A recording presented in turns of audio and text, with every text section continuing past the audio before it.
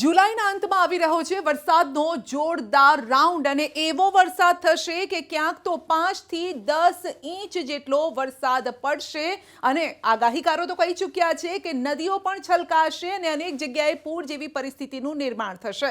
પરંતુ અલગ અલગ મોડલ શું કહી રહ્યા છે? આ જે વરસાદ આવવાનો છે તેની પાછળ કયું કારણ જવાબદાર હોઈ શકે છે? ચાલો આપને સમજાવીએ મેપના માધ્યમથી જ.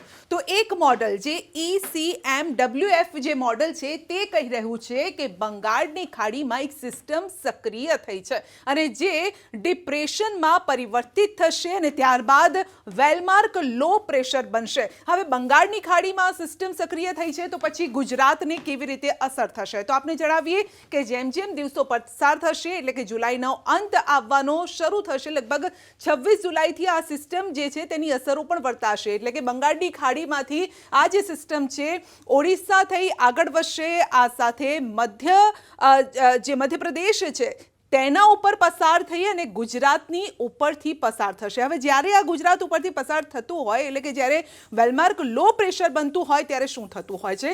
તો ત્યારે એ વિસ્તારોમાં પવનની સાથે વરસાદ આવતો હોય છે. એટલે કે જોરદાર પવન પણ ફૂંકાઈ શકે, ભારે વરસાદ પણ આવી શકે. તો આ ભારે વરસાદ ક્યારે આવશે? જુલાઈના અંતમાં એટલે 26 જુલાઈની આસપાસથી આ સિસ્ટમ છે તેની અસર વર્તાવવાની શરૂ થશે અને જે ઉત્તર ગુજરાતનો આ એરિયા છે આપ જોઈ શકો છો, આ જે સિસ્ટમ છે તો તેની અસર પણ અહીંયા ચકડોળે ચઢેલી છે આ સિસ્ટમ અને તેની અસર ક્યાં સુધી? તો મધ્ય ગુજરાતમાં અને ખાસ કરીને ઉત્તર ગુજરાતમાં વર્તાઈ રહી છે. એટલે બનાસકાંઠા, પાલનપુર, આ સાથે કડીની આસપાસ પણ જોવા મળે, અમદાવાદ, વડોદરા, દાહોદ, પંચમહાલ આ એવા વિસ્તારો છે કે જ્યાં ભારે વરસાદ વરસી શકે છે. એવો વરસાદ કે જે 5 થી 10 ઇંચ વરસાદ લાવી શકે છે. હવે આ મોડલ એવું કહી રહ્યું છે કે જુલાઈના અંતમાં આ સિસ્ટમ એવી ચકડોળે ચડશે કે આ વિસ્તારોમાં ખાસ કરીને ઉત્તર ગુજરાત, આ સાથે મધ્ય ગુજરાતને છે અહીંયા જોઈ શકો છો કે એનું વર્તુળ જે છે એનો ચક્રાવો છે ઘણો મોટો છે. એટલે તેની અસર કદાચ કચ્છ સુધી પણ વર્તાય અને દક્ષિણ ગુજરાત સુધી પણ વર્તાય તે પ્રકારની શક્યતાઓ વ્યક્ત કરવામાં આવી રહી છે. હવે આ વાત થઈ એક મોડલની. બીજું એક મોડલ છે એ શું કહી રહ્યું છે એ પણ આપને જણાવીશું. હવે GFS મોડલની જો વાત કરીએ, GFS મોડલ પણ એક વાત સાથે તો અહીંયા સમજ છે કે ભાઈ બંગાળની ખાડીમાં એક સિસ્ટમ સક્રિય થઈ રહી છે અને જે આપ જોઈ શકો છો કે એનો ચક્રાવો ઘણો મોટો છે. જે પહેલું મોડલ હતું તેના કરતાં ચક્રાવો મોટો લાગી રહ્યો છે. બંગાળની ખાડીમાં છે, ત્યાંથી ભુવનેશ્વર થઈ અને તે આગળ વધી રહી છે. તો ક્યાં? તો તેની અસર તો છે કે મહારાષ્ટ્ર સુધી પણ જોવા મળી રહી છે. આ સાથે મધ્યપ્રદેશ, જબલપુરમાં પણ જોવા મળી રહી છે અને અહીંયા યુપીમાં પણ એટલે કાનપુરમાં પણ જોવા મળી રહી છે. બિહાર સુધી તેની અસર વર્તાઈ રહી છે. એટલે બંગાળની ખાડીમાંથી ગોળ ગોળ ગોળ ગોળ ફરતી ફરતી આ જે સિસ્ટમ છે એ લો પ્રેશરમાં પરિવર્તિત જો થાય તો ગુજરાત ઉપરથી પસાર થશે. પરંતુ ગુજરાતમાં જે પહેલું મોડલ હતું ECMWF એ મોડલ જે કહેતું હતું તેના કરતાં થોડુંક આ અલગ છે. કારણ કે આની જે અસર છે એ ગુજરાતથી ઉપરથી પસાર થવાની છે. એટલે ફક્ત સીધું ગુજરાતને અસર થાય એ પ્રકારનું નથી દેખાઈ રહ્યું, તેના ઉપરથી પસાર થશે. એટલે કે રાજસ્થાન હોય અથવા તો ઉત્તર પૂર્વીયના જે વિસ્તારો છે ત્યાં તેની અસર વધારે જોવા મળશે તેવું કહી રહ્યું છે. પરંતુ અહીંયા ગુજરાતમાં હવે તેની કઈ રીતે અસર થાય? તો હળવો વરસાદ થઈ શકે છે. પહેલું જે મોડલ કહી રહ્યું છે તેટલો વરસાદ કદાચ ન થાય પરંતુ હળવા ઝાપટા પડે અને વરસાદ જરૂર થાય પરંતુ હળવો વરસાદ થાય. તો આ રીતે વાતચીત કરવામાં આવી, આ મેપના માધ્યમથી સમજાવ્યું. હવે આપણે જણાવીશું કે વરસાદ હવે કયા પ્રકારનું તાંડવ મચાવી શકે છે. તો ECMWF જે મોડલ છે એ શું કહે છે? તો ફરી વરસાદ આવશે.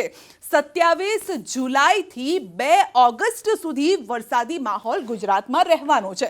આ સાથે કેટલો વરસાદ થાય? તો 8 ઇંચ સુધી વરસાદ થઈ શકે છે. આ સાથે મધ્ય અને ઉત્તર ગુજરાતમાં વધુ તેનું જોર રહેવાનું છે.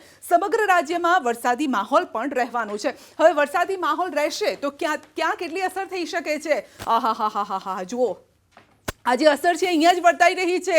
જે જાંબુડિયો આ કલર જોવા મળી રહ્યો છે, જ્યાં જ્યાં આપને આ જાંબુડિયો કલર જોવા મળી રહ્યો છે ત્યાં ભારે વરસાદની આગાહી છે. આ મોડલ કહી રહ્યું છે. કઈ તારીખ નોંધી લો?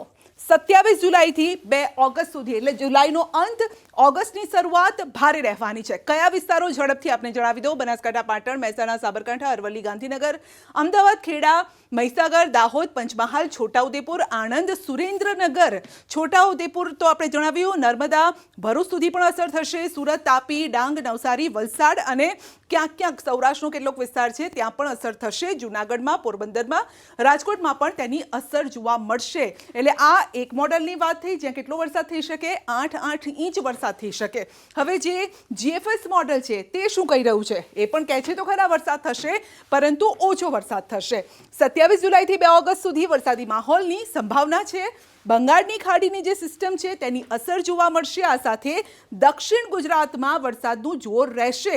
અન્ય વિસ્તારોમાં પણ વરસાદ રહેશે પરંતુ હળવો વરસાદ રહેશે. તો ક્યાં કેટલા ઇંચ વરસાદ થઈ શકે છે? જ્યાં ઘેરો કલર જોવા મળી રહ્યો છે જાંબુડિયો, ત્યાં 8 થી 10 ઇંચ વરસાદ થઈ શકે. કયા વિસ્તારો?